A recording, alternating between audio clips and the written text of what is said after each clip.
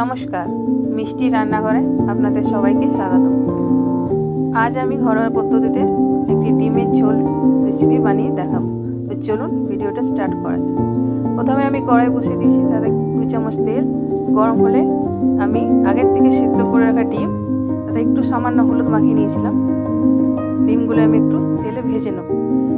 ডিমগুলি ভাজা হয়ে গেলে ওই তেলে আগের থেকে সিদ্ধ করা আলু আমি একটু লালচে লালচে করে ভেজে নেব।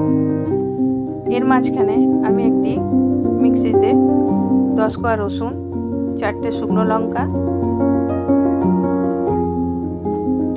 4টে কাঁচা লঙ্কা আর কিছু পেঁয়াজ একটু পেস্ট করে নেব। এদিকে আমার আলুগুলি ভাজা হয়ে গেছে, এগুলো আমি তুলে নেব। এরপর ওই তেলেই একটু গোটা জিরে ফোড়নে দেবো। ফোড়নটা ভাজা ভাজা হয়ে গেলে কিছু কুচনো পেঁয়াজ দিয়ে আমি একটু ভেজে নেব, যতক্ষণ না পেঁয়াজটা লালচে লালচে হচ্ছে। পেঁয়াজটা আমার ভাজা হয়ে গেলে আমি ওই তেলে পেস্টটা দিয়ে দেবো। এরপর পেস্টটা কিছুক্ষণ ভেজে নেব।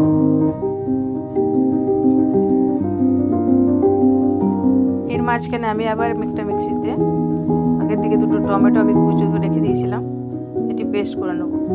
পেস্ট হয়ে গেলে টমেটো পেস্টটাও আমি ওই মশলাতে দিয়ে দেবো, দিয়ে নাড়াচাড়া করব।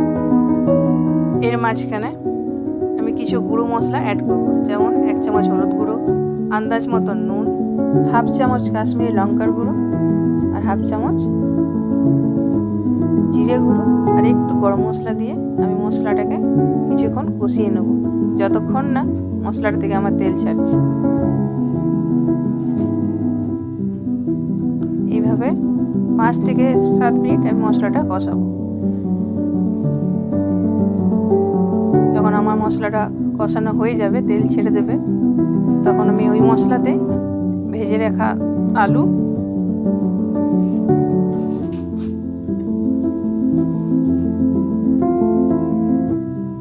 মশলা কষানো আমার হয়ে গেছে। এরপর ভেজে রাখা আলুগুলো আমি দিয়ে দেব। আলুগুলো দিয়ে আমি আরও কিছুক্ষণ এভাবে মশলাটা কষাতে থাকবো আলুর সাথে।